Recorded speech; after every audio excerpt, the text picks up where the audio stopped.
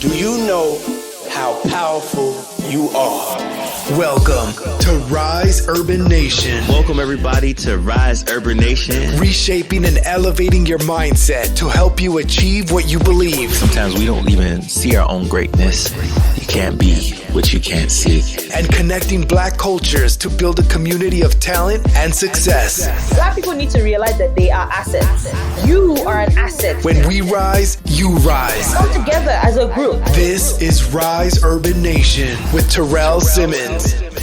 Welcome to another episode of Risepreneurs. Got a special guest on this episode. Get to talk to my brother. I feel like he's like my long lost brother from Nigeria because me and him had like an instant connection as soon as we started and got into conversation.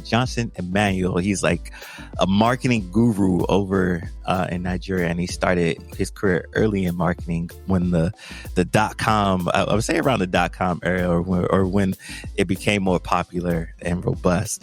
And he's made quite a name for himself and done very well for himself. And we got into an interesting conversation to start this interview about how the gig economy is currently running in Nigeria. A little bit of talk about what could be different, right? If we would to look at different circumstances of how things could be if there was more unity, better policies and provisions in Africa, and just, a united front between, all Blacks and Africans in diaspora to change our mindset, way of thinking, and how we do business, how things could be different. And we explored that for a little bit before we actually did a deep dive into his interview. So with that being said, I hope you guys enjoyed the episode. We won't get into his career until about halfway through. But hopefully you enjoy the first half, which kind of dives in on our exploratory conversation and just looking at what could be if we change our mindset and use that to create a better future, or just also addressing some of the problems that we currently see right now that have been an uphill battle. So Emmanuel, ladies and gentlemen. That's SM58, correct? Yeah, the SM58. So it's one of their entry level mics. Not there's a couple below it, but this is the best quality entry level mic that you can get. So I'll get it. Yeah. Thank you. So welcome to the podcast. I'm not sure how much you know about the podcast. So this podcast, I dedicated to learn about different Black and Nigerians, Africans all around the diaspora, just doing amazing things. My stepdad, he's Nigerian, so I'm American born. Yeah, I'm American born. My stepdad's Nigerian, so I grew up in DC, but I grew up in two different cultures. I grew up in Nigerian culture and I grew up in Black American culture. Growing up, often these groups did not get along because of just the history and stereotypes and misunderstandings with each other.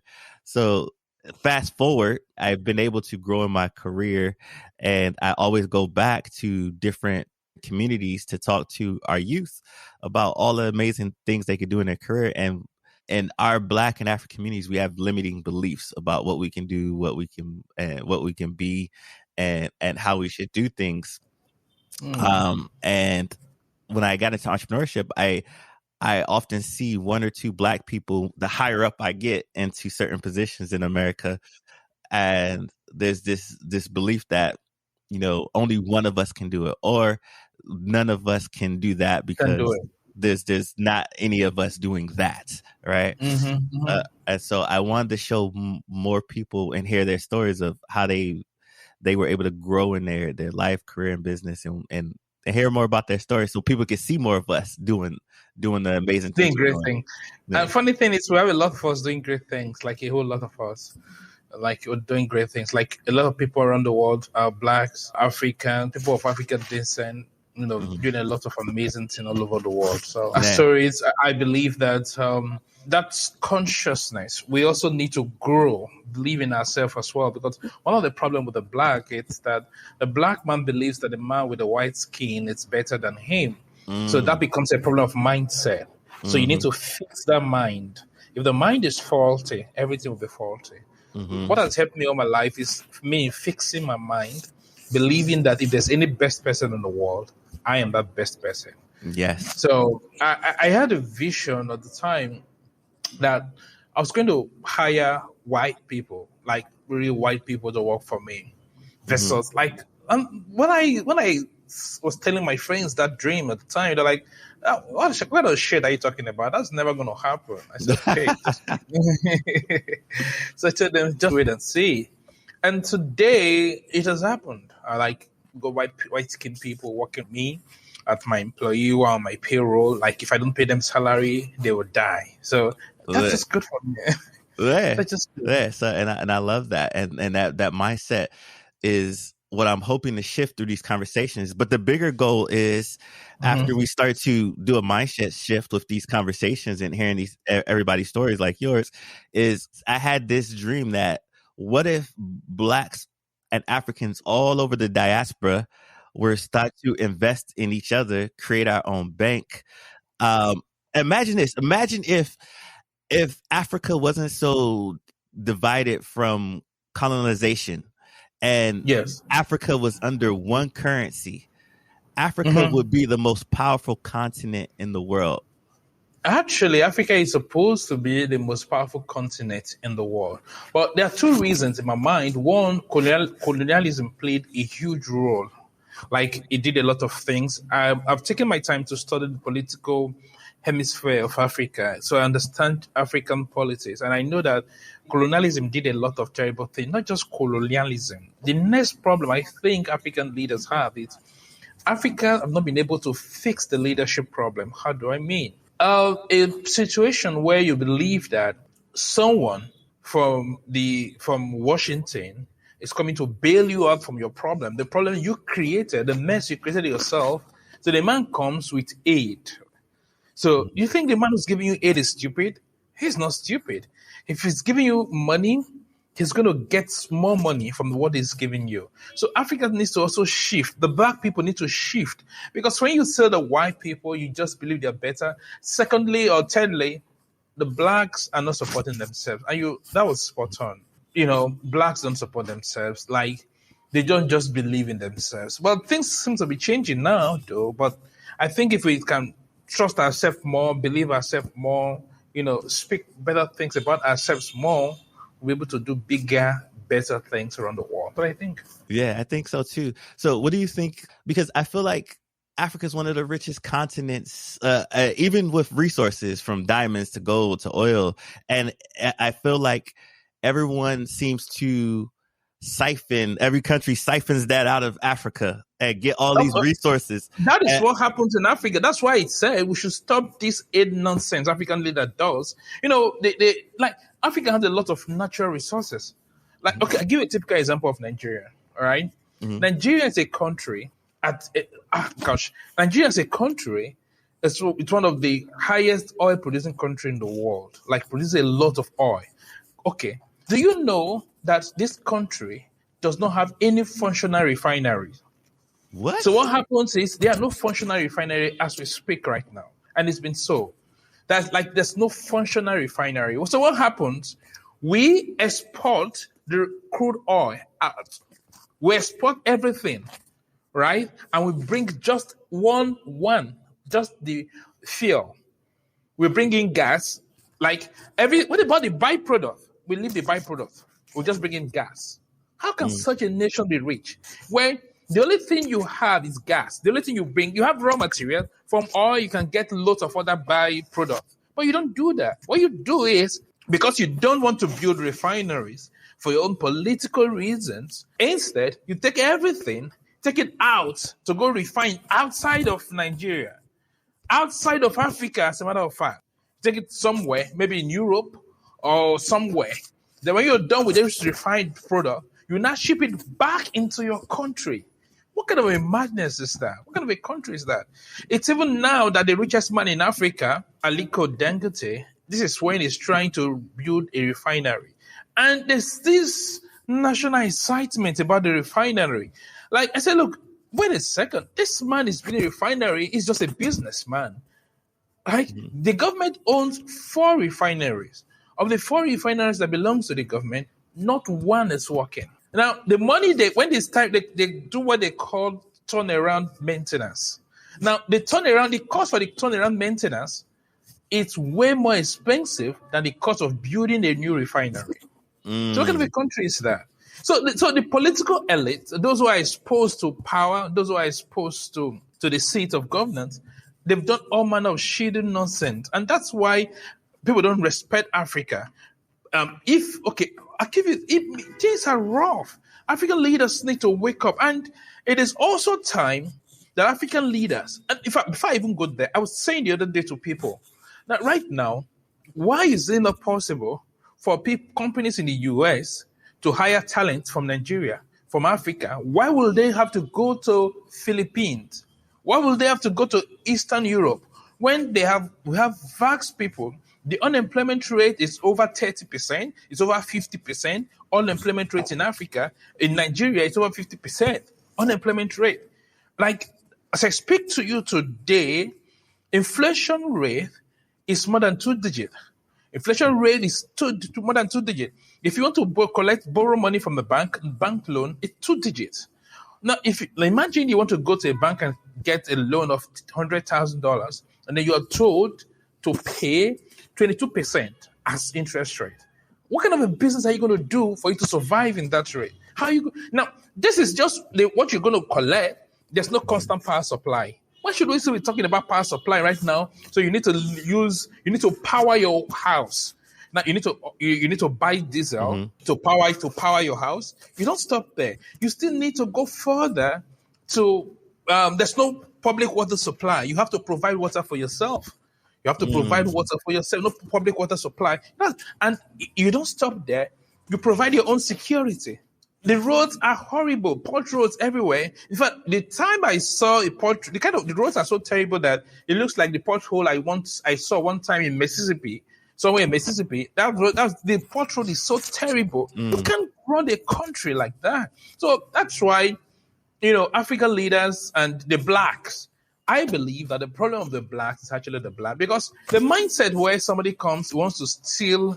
You see somebody steal, you come to somebody's house, a politician, you will see $100 million stacked in his house. Begin to ask yourself, this one, okay, what are you doing with $100 million in your house? Because he is so scared, he can't bring the money and take the money to the bank because he doesn't want to be caught. But keeping $100 million out of circulation is bad for the economy. It's bad for everyone. But the man cannot take the money out because he feels he will be caught if he does so. So African leaders must also sit down, be honest. See, there are too many talk shops in Africa. People talk a lot, have a lot of meetings, a lot of seminar, a lot of webinar, a lot of nonsense. Nobody takes action. I think it is time for people to sit down and begin to plan blueprint. I'll give you a typical example again. In Nigeria right now, PayPal doesn't work here. What? PayPal doesn't work. It doesn't work. As I speak to you, PayPal doesn't work in Nigeria. As I speak to you in Nigeria, if Stripe doesn't work in Nigeria. But they have those new guys. Paystack. Paystack. Yeah, they just bought over Paystack. They just bought Paystack few weeks ago. It's not been long. They bought Paystack. It's not been long, but it doesn't work here. And Paystack is still operating independently. That's part of the agreement they had. So it's not like Paystack has become Stripe fully. No, Paystack is still independent of Stripe right now. So for you to get payment, it's going to be tough. When I started my career in 2004, I decided to begin to get clients from abroad in 2008. And I was getting clients, but I was losing clients. The more I was getting clients, the more I was losing clients. So I began to ask myself, why am I losing clients? I was losing clients because clients would say, how do we make payments? You want to use PayPal to pay? I'll say, fine. If you want to pay with PayPal, what do we do? I don't have PayPal. At the time, I didn't have PayPal. So what do we do? So some clients, most of the time, they will have to go to Western Union money transfer to transfer the money to me through Western Union. Then I will go to the bank to cash the money. But that was a strenuous thing. Imagine client driving 100 kilometers or 50 kilometers, 20 kilometers just because they want to pay you. That's crazy. Some clients did it for me, and I'm very appreciative of them. So I had to travel to the United States to shift my business to the United States before I was able to own all those things. And now it's easier. What about the freelancer who doesn't have that option? What about the freelancer who cannot afford it? What about the freelancer who wants to do it but is denied visa? What happens to that freelancer? What happens to that upcoming guy? You know how many guys? There's a guy that reached out to me one time. He had done a job online, a freelancer. He had done a job online. His mother was dying.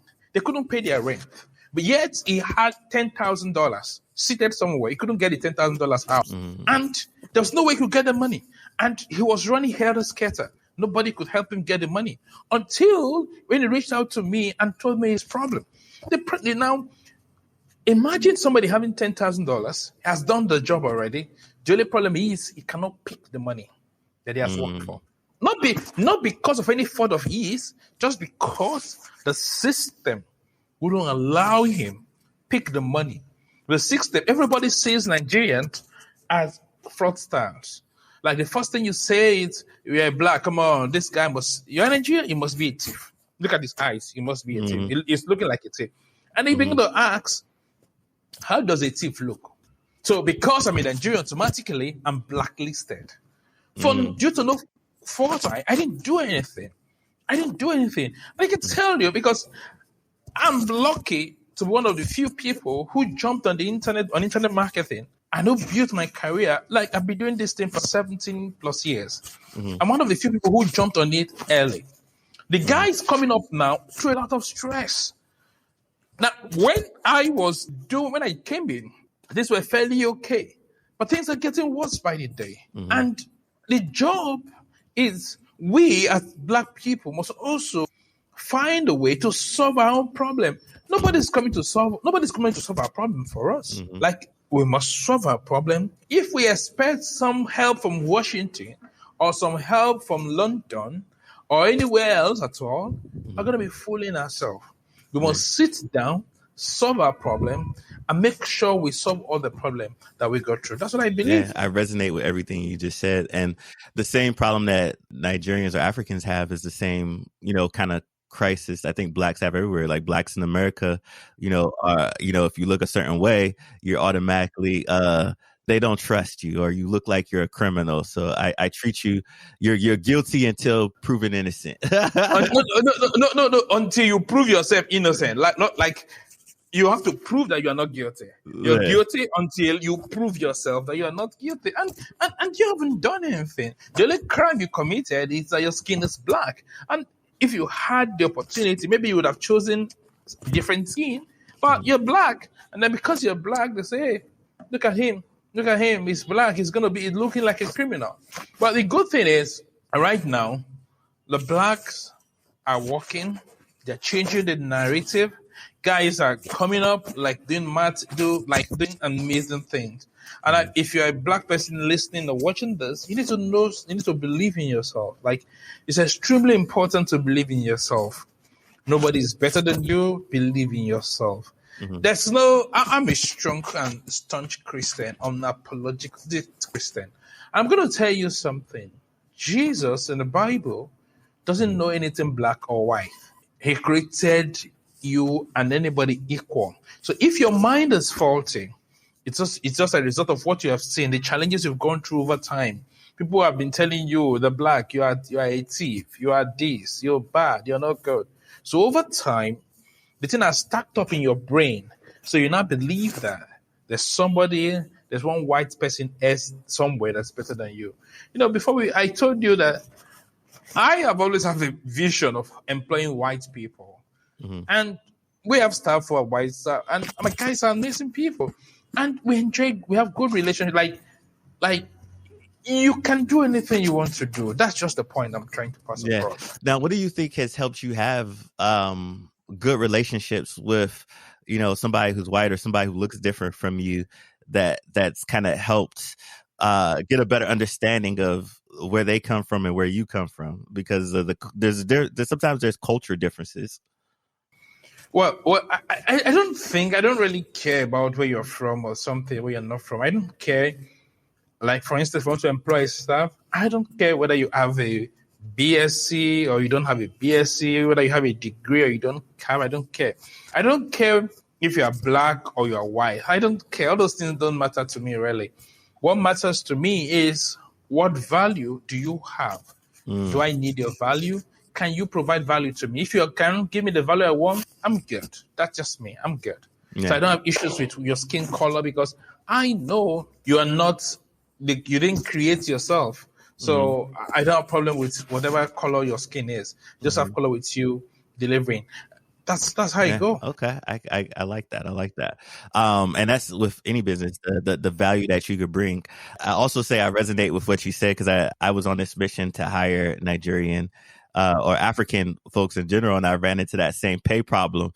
And then but a good friend of mine who's out here now, her name is Shola, and she's a business partner. She knew how to navigate this, and I was like, "Listen, Shola, please, I beg of you, I cannot be running all over the place trying to pay someone. This is madness." Yeah, I get it. So go ahead. I'm listening. That's fine. She was able to help me solve my Navigate problem. You know, so I pay her, and she takes care of the problem of how to pay staff. Big shout out to Shola for you. Big shout out to Shola. but the truth is, now there are lots of ways you can make payments. But the problem is this: if you use there's a solution now, a tool, Pay Now or something. There are many tools like that to make those payments to freelancers in Nigeria. The problem is the money that gets to them, now they are cheated in the exchange rate. That's the problem. So, for instance, if you are sending $500 to someone, and then the person may end up getting maybe $400 or $450 or so.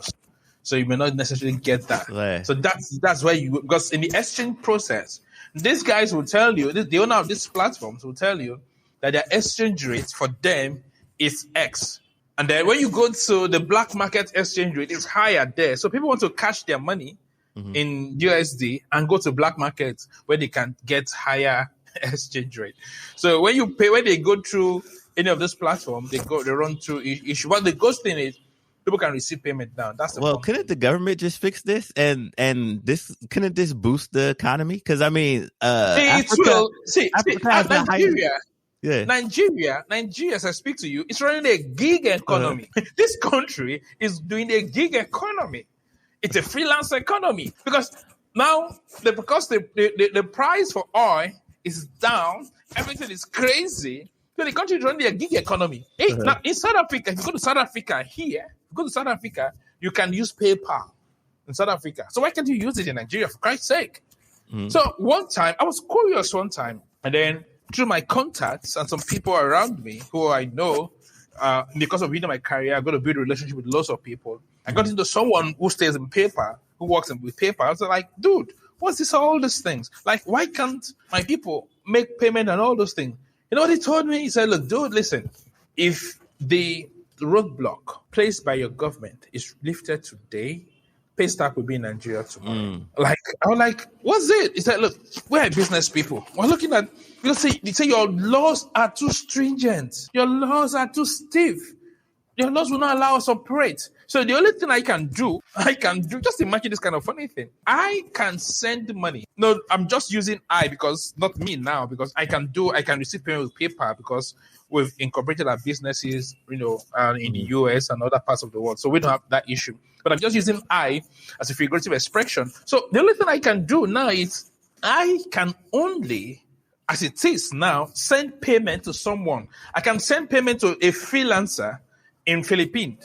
But I cannot receive payment as a freelancer. Wow. So I can't receive it, but I can send. That doesn't make sense. So what happens is you're removing money from your economy, right? So you allow them to remove money from your economy, but yet they cannot bring in money into your economy. That's madness. That is madness. That's madness. Now, I heard some people, some freelancers doing a workaround and trying to get paid through Bitcoin and using that as a back channel. What's your thoughts on that?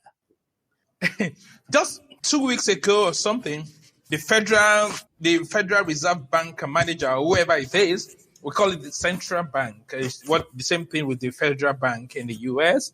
So the director or whatever, it's called a governor. So the man recently came out, publicly. It was trending all over Twitter. He came up to say, any account that is linked to Bitcoin or any crypto stuff, it's banned. Wow. I mean, what I'm telling you now just happened like last week or the upper week, just like 2 weeks. So now this is the man who should know.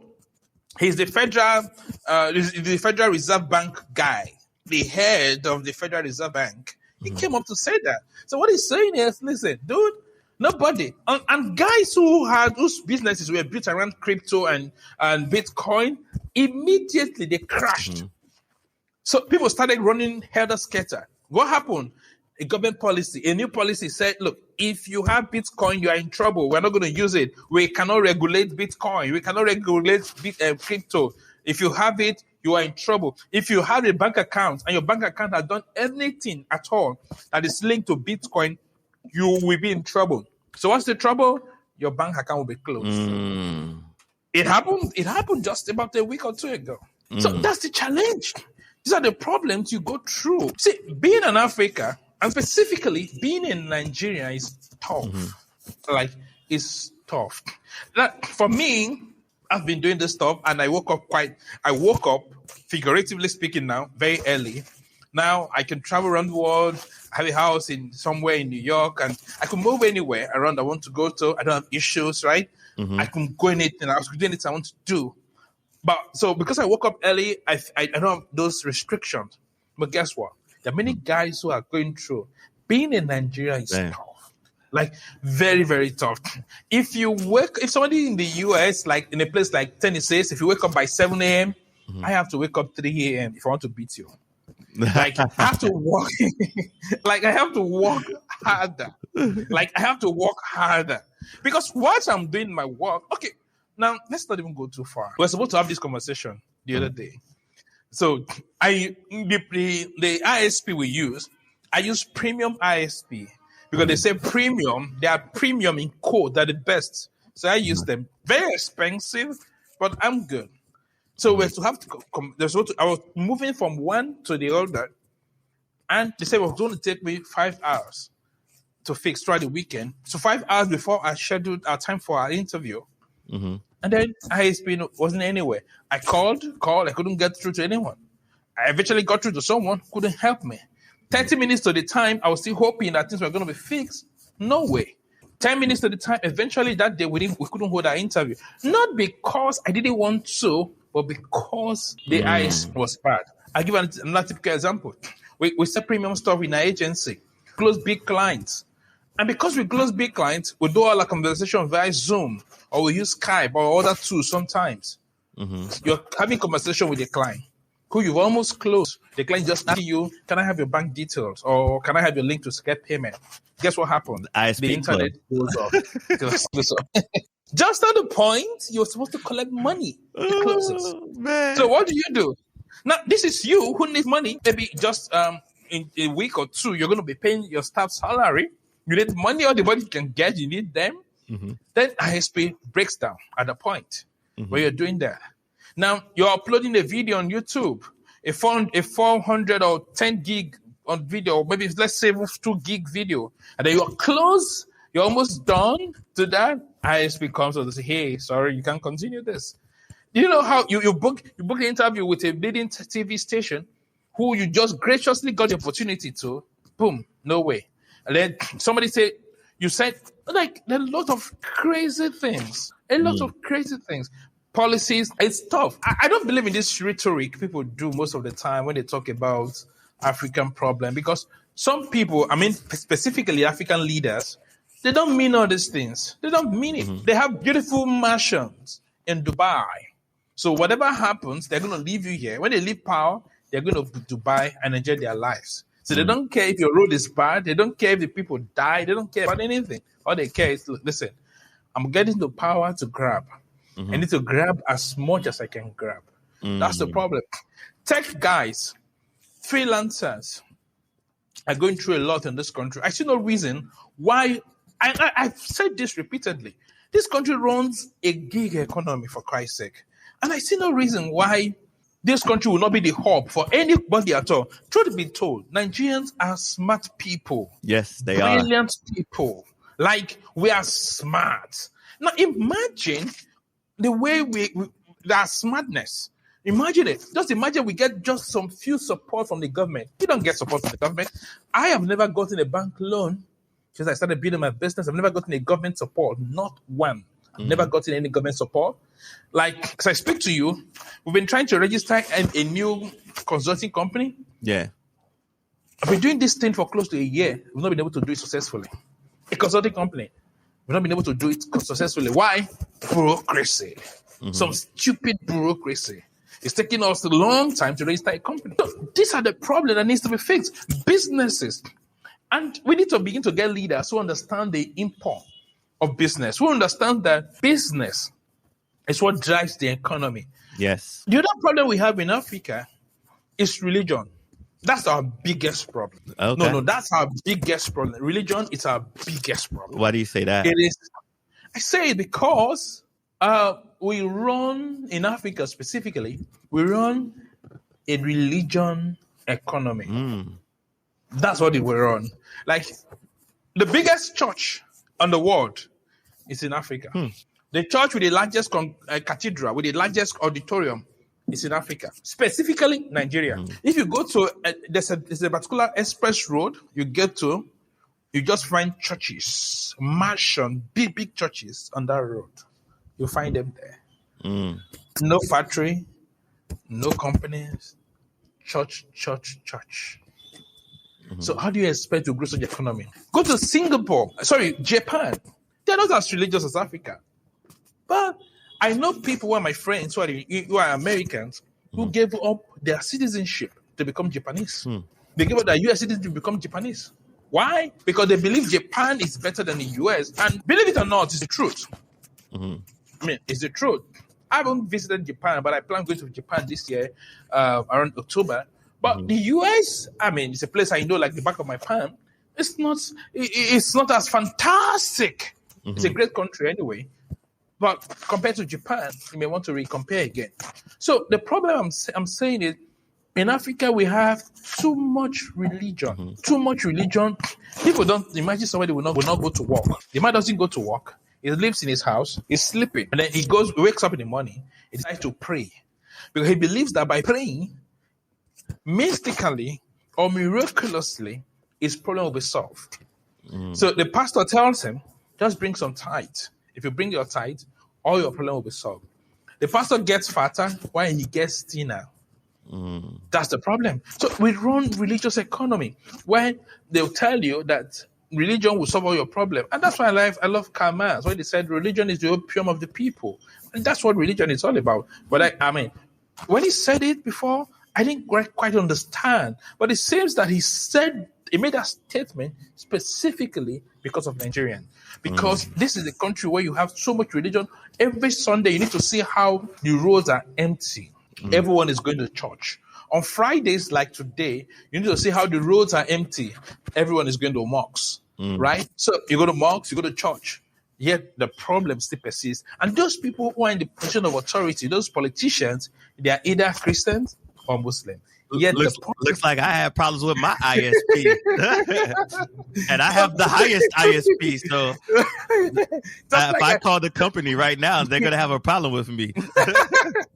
Your case is even good because you can sue the company. You can make stuff like that. I can't sue the company for giving bad service. I can't sue the company. In fact, if you can sue the politician who's not working, who's not doing anything in your country, in your state, but in Nigeria, yeah, you can't sue. You can't sue a politician for not fixing road for you. You can't. So I'm helpless. Yeah. So you just have to take it and find a new way. So welcome, ladies and gentlemen. This is another episode of Raspreneurs, having a great conversation with my guy Johnson Emmanuel. We just got straight into conversation, and we've been having a good conversation. Like, this is my long lost brother. And a great one at that. Just talking about the situation over in Africa and Nigeria. But now let's dive into you. Problem is always going to be there, but I want to focus on you a little bit just to kind of see your journey to inspire the people, anybody else who's watching this. So I guess let's start here for the people. Who is Johnson Emmanuel? And I know that's a deep question. Take it wherever you like. Who are you, sir? Okay, great. Good question. Johnson Emmanuel is a Nigerian, proudly so. And I'm the founder of the fastest growing digital marketing agency, Avenza. We help companies, make more money, and we've been doing this successfully. Like we've been growing companies. I'm all about marketing. I'm all about helping businesses make more money. That's all I care about, black or white, right? So I've been in marketing for 17 years. I started in professionally now in 2004. In 2000, there was this internet boom in Nigeria that got started. In 2004, I got into it, and then got professional. And then 2008. I felt, okay, it was time for me to make a shift and go to places like the United States, another place, because first in Nigeria at the time, or in Africa, it was a bit difficult to really get, for people to understand what it's all about. People didn't quite understand the internet. They didn't appreciate it so much. Those days, I remember when you tell people that you can go to bed and wake up and have credit alert on your phone, they'll be like, what kind of nonsense is that? That's never going to be possible. That's never going to work. But now, everyone believes it's possible, but then at the time, no one believed that it was going to ever be possible. I remember the first time I had the money when I went to bed. I woke up in the morning, I saw a lot. I was like, Jesus Christ. So in the early 2000s in Nigeria, it was pretty difficult for people to believe. So I made the switch. I started working with clients from countries outside of Africa. Because two things. One, I felt they were better clients. Secondly, I felt I wanted the US dollars, you know it is, so I wanted those things at the time. That's why I made that shift, to those country. Yeah, and then 2008, so 2008, then 2000, a company was doing well, but not as much as I wanted it to do. So don't forget that this time, but let's not go into all those stories. But this time I had other companies, real companies that were already growing, but I just love marketing. Like, I don't know, marketing just consumed me. Like, I'm not, right now, I don't do marketing because of money. No, I don't. If it's because of money, I have other real businesses that are even making loads of money, but I don't do those. I just love marketing. Like, it makes me happy. If you stay around me, marketing is like, it's like a religion to me. So in 2008, we got abroad. We started getting clients from abroad. But like I told you before we got started, the challenge I had then was trying to get some, what do you call it now? Get payments, So where our client will have to drive some kilometers away to make a Western Union money transfer to us. But after that, 2016, the business took off like crazy. Took off 2016. And then since then, we've never known a better yesterday. It's been good for us. I love that. As you can see, he said marketing is like his religion. So he's giving all his tithes over to marketing, ladies and gentlemen. So what were the steps that you took to get into your career in business? Like, how did you get into this marketing thing? Well, I got into marketing thing because I was really fascinated by the internet. For instance, how will I stay in one little village in Nigeria and I send an email to somebody in another village in Tennessee, and the person gets my mail, within a second, the person replies me. Like, I was fascinated by that in the early 2000s. Now, that was in 2000, 2001. Like, I was surprised. Like, how can I, at the time, it was only Yahoo chats that was available at the time. So how can I go to Yahoo chat and chat with someone, and immediately someone would reply me? Like, I was fascinated. Yeah, in 2001, at that time, were you already in marketing, or you were just happened to email and then you got fascinated with it? Yes, and then yes. I gotta find out. Yes. I was not professional into marketing. I got into marketing professional in 2004. Because before this time, there was a magazine, Success Digest. So I was always reading the magazine. And if you come to my house at the time, I had heaps of the magazine, Success Digest. Like, it was a magazine that talked about how people can make money online and all those things. And I was told that when I was started reading that you can make money online and all those things. Back then, some people that were very popular were the affiliate marketers. They were very popular. They were making loads of money. I'm not an affiliate marketer. I've never been an affiliate marketer. As a matter of fact, I don't like affiliate marketing. I'm not saying it's bad or anything. Personally, it's not just my thing. So affiliate marketers were very popular, but I was fascinated by how can this guy be making loads of money like this? So I was interested in it. I wanted to find out more. And then while that was happening, I started doing some research about some other people, and I said that they were making loads of money. Somebody just woke up from nowhere. This guy is just having a 6-figure business.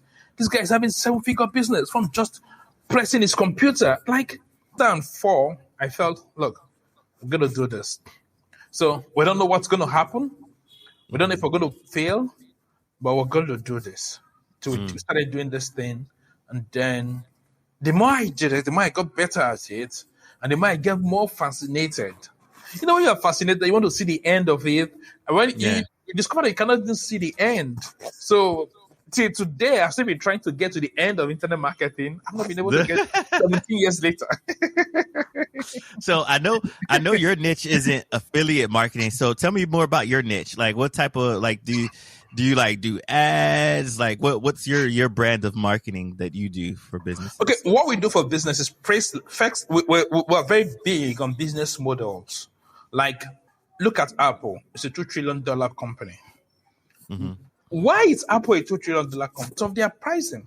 They don't sell to everybody. So what we do is to help people make sure they have the right model. I think I would say in Africa right now, even though we don't serve clients in Africa, we are the foremost pricing strategists. So we know how to make your business, to monetize your business so that you can make out more money from the business. So we tell you the kind of client you should go for. Because in Africa or anywhere black, the first thing people do is, I want to go meet an investor. Like, I have an idea. Hey, investor, can you come? That we're looking for an investor. That's what we do, all of us, except me, and maybe you too. So we look for investor, and then investor gives us, come today, go tomorrow, gives us all manner of excuses. We're unable to get the investor we seek. We say, okay, let's go to the bank. Maybe the bank will give us. But come with a 22% bank loan as interest. So, if you're like me, I won't touch it. I'll run away. So you leave that, you run away. So the only option is, how do I raise the money? Then you have to make sure your pricing is very, very okay. So we're big on that. We're big on business modeling, and we're also big on helping people attract deep pocket client. And that's why I wrote the book, Deep Pocket Client, to help people get those rich clients who can actually help them accelerate their business. And that's one of our secrets, because we're able to get clients who are rich, and then they're able to grow. So we do that. We're big on strategy. We run campaign, like we run ad. We do lots of ad copywriting. We are the best in the world when it comes to creating offers. And I say that, we are the best in the world when it comes to creating offers. We help you create real offers that convert like crazy. And then look, you got to say you're the best and believe you're the best if you're going to be the best. Yeah, of course. But yes, and this is true. And because the crazy result that our client get, I don't think there's anybody better than us, really. So we do lots of ad campaign. We manage ad. Last year we handled millions of dollars in ad spend for our client, despite the COVID. We managed this ad for them, and each of our last year we got an average of $4 return. What that means is that for every $1 our client gave to us last year, they got at least $4 for that $1 ad they give to us. And that's because we understand this. We understand the strategy side of things. We understand the tactical side of things. And then we're big on creating proprietary systems, because we have some of the best proprietary systems that we created and we use for our clients. So these are the things that makes us very thick and big in marketing. So I'm big on helping you. You come to us. We're a coach, consultant, professional service provider, whatever thing you do, your e-commerce, whatever thing you do. Look, listen, you say, Johnson, this year we just made $100,000. I say, good. So how much do you want to make next year? Next year I want to make 1 million. Then I'll sit down. If I like your personality, or if anybody on my team likes you, we're able to help you create a path that you can use to hit that goal, help you make more money. And we do this really, really, really well, and pretty well too as well. Nice. I like that. So what are your thoughts? And I'm just throwing this out there on Clickfunnels. Does your team work with Clickfunnels, or do you think Clickfunnels are a great marketing tool or strategy? Oh gosh, you just drew me in the spot. Why will you do this? I feel like dodging this question.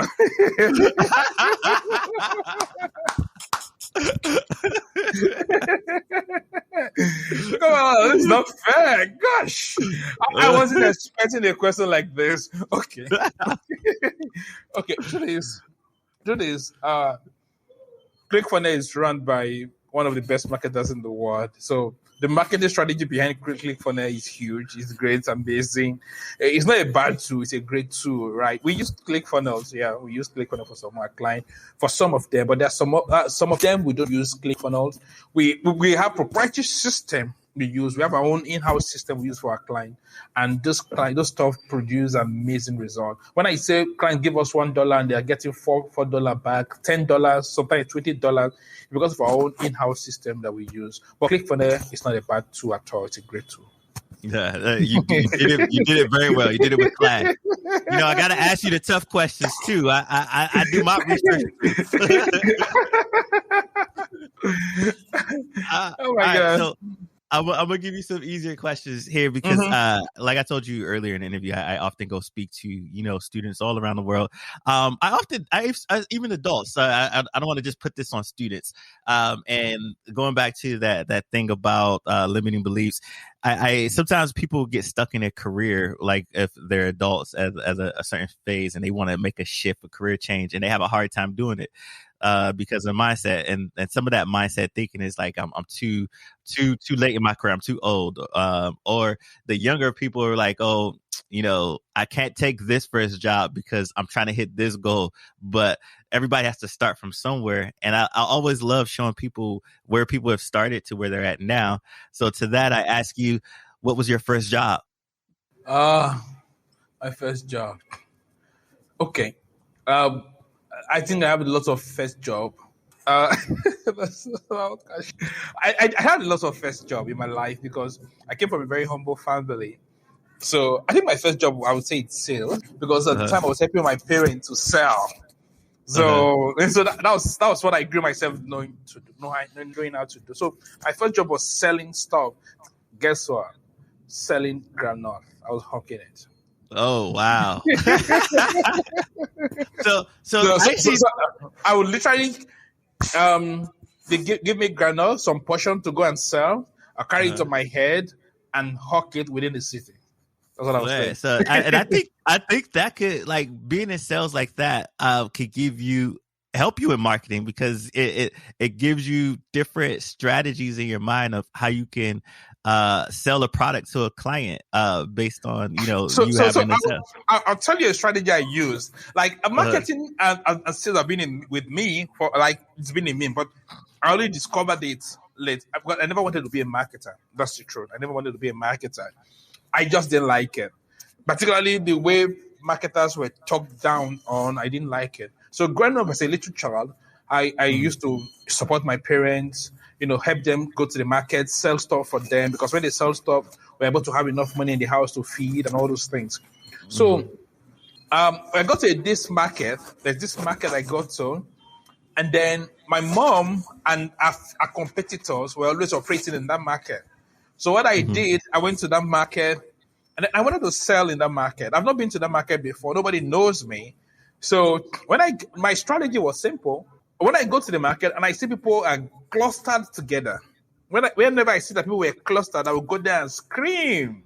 So when I scream, they would turn and look at, what's this? What's the matter? I said, will you buy granola? So like, come on, get out of here. We're not buying granola from you. So I soon became very popular in the market. I was so popular in the market at the time that my mom started asking me not to come to the market again. That I was stealing all our customers. That all our customers liked me. They wanted to be buying from the national market again. It was crazy, man. It was crazy. Oh, that's too funny. All right. So let's make a scream now, so that everybody can pay attention to us. And it's in the form of a question. So, what is some advice you would give to someone who likes to start a career in your industry? That's a great question. I believe that marketing it's the greatest profession anyway. Everybody's a marketer. Every single person is a marketer. That's what I believe. For instance, if you want to talk to a girl, for instance, you're simply marketing to her. So if you, that's what it is. You're marketing to her. You dress up real nice. Yeah, you're You do marketing. your hair. Exactly.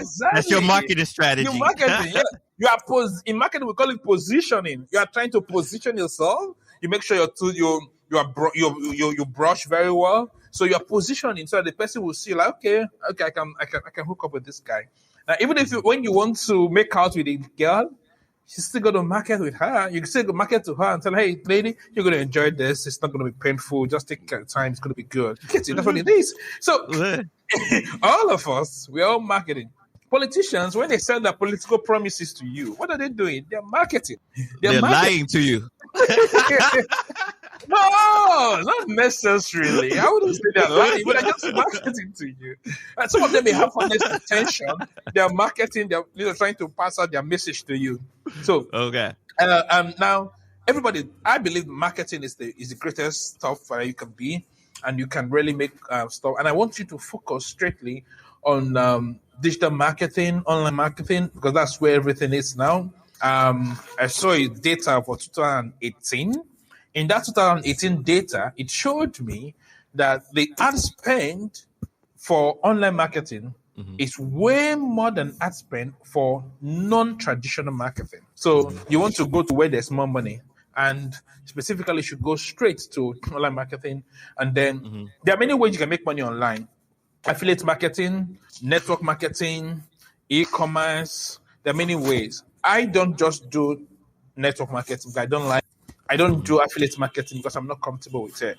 So there are many ways you can make money online. But if you want to be a marketer like me, well, you got to know that I'm great now. I'm good now, but I wasn't good like this. I started somewhere. I was making lots of mistakes until I got here. Like, I've been in this game for 17 years, so you don't expect me.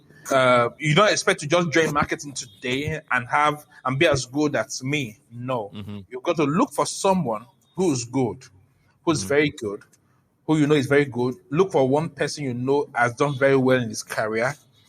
Try to attach yourself with the person, build a relationship with that person. So when you get close to that person, you will learn from the person directly. That's what you should do. Yeah, and so this applies in mentorship. Is that what you're saying? Yeah, mentorship. That's what it means. But I just didn't want to, because most time when you say mentorship, people don't understand mentorship. People think that mentorship is just going to buy a course or a 6 weeks program. Once you buy a 6 week program, automatically, boom, you're not a mentee. That's not incorrect, but I believe mentorship is way more than that. You need to learn. When you work with me, you will see what I like, what I don't like. You get to know me more. You know, you get to understand how I think and why I think the way I think. So you can ask me questions. But most online courses, you don't have all those things. That's true.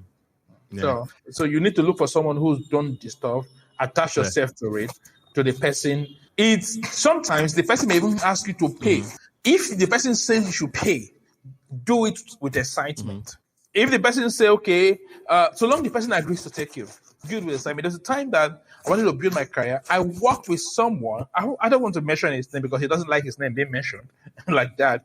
I worked with him for 18 months. 18 months. It wasn't paying me. It was pro bono service to him for 18 solid months. So, but that 18 months, I was able to build a relationship with him. I was able to know him better. I was able to know how he thinks, how he reasons. Today we have a relationship. He sends us clients like crazy today. So young people too, you want to get into marketing, do it. But if you want to really grow fast, look for somebody who's done well already, and attach yourself to that person. That's how you can grow. Did you have a mentor in your marketing career? Yeah, sure. I told you I just worked with somebody for 18 months. Oh yeah, you just said. Yeah, so I was with him for 18 months. Before then, whilst I was even with him, I was with some other person else. I was working for them, like working in their agency for them for 18 months. So when this guy is pretty popular. They do over 50 million naira at the time in yearly revenue. So it's big. But it helped me to learn a lot of stuff. Yeah, absolutely. So now, what do you think the future has in store for the marketing industry? Marketing is the future. Because marketing is the future, really. Because so long you will still see a beautiful lady and say, hey, hello, can I get your number? That's marketing.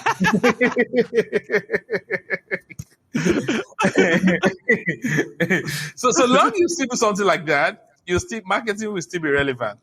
So marketing is the future. So long politicians will still come to you and lie to you. So do you see it evolving? You know, in let's take a look at Africa or Nigeria. Do you see this as a career pathway that's going to grow, evolve, and elevate over in Africa or in Nigeria? I think in Africa, in Nigeria, really, because people are creating a lot of tools, a lot of products, like a lot of SaaS products, a lot of software, like a lot of stuff people are creating. If you create a product and you don't have a marketer to drive it, you won't grow. You won't grow. So Africa needs more product now. What that also means is that Africa needs more marketers. So so no matter how good your product is, you must have marketers to drive it for you. Or else your competitor who has an inferior product to you will be making all the money while you sit there and complain. You're right. I like your style. So let this we could probably go for days, but let's do this. What projects are you currently working on, and where can people find you? First and foremost, I just finished my book, Deep Pocket Client. You should get a copy. Yes, make sure you get a copy for yourself. You're going to get I'm not sure if he's going to give you all the marketing secrets, but he's going to give you something. yeah, I'm going to give you, in Deep Pocket Client, you're going to find how you can get those Deep Pocket clients that you seek instead of rushing after bank loan. You know, that's what. So you can get that. We have a lot of projects we're working on right now. Like, it's crazy. My hands are full. We're creating a product, a software product right now. We're in the middle of doing beta. So that big one is a marketing tool. And then that's one we're taking this month. We're going to be launching that. Like, it's crazy. It's huge. And I'm excited about it. Like, this is me. I'm gradually going to shift myself away from from my normal marketing stuff so that I can drive this one very well. And then we have other programs that we're also bringing for our sister company. I have another company called Kiss Marketers. Kiss Marketers, keep it stupid simple. I train people because, like, we've learned a lot. We've done a lot. We've grown a lot. So the least we can do is to give people what we got. So that company basically will be turning people, ordinary people, into pro marketer. So that's what that's the tool. We're looking at that. That's going to come up in April. So, but if you can reach out, the best place to get me, go to Havenza.com, Havenza.com, or you go to JohnsonEmmanuel.com. JohnsonEmmanuel.com. It's a great place to find me. Or you could go to Twitter. Just go to Twitter, type in my name, Johnson Emmanuel. Trust me, you'll see my big head pop out immediately. I must say it's full of knowledge, great knowledge. So it's been such a pleasure talking to you today. And if you're driving, you didn't get a chance to write down those links, don't worry. I'll have him email it and I'll put it in the show notes so you can just click on there and connect with him. Johnson Emmanuel, it's been an absolute pleasure to talk to you today. This is going to be a great episode. I hope everybody else enjoys it just as much as I did. Any last words of wisdom or inspiration for the folks before we go? Yes, guys. Now listen, I want you to go out there and crush it, because no one is going to help you. No one is coming to save you. Biden, as they call him in Africa, is not coming to rescue.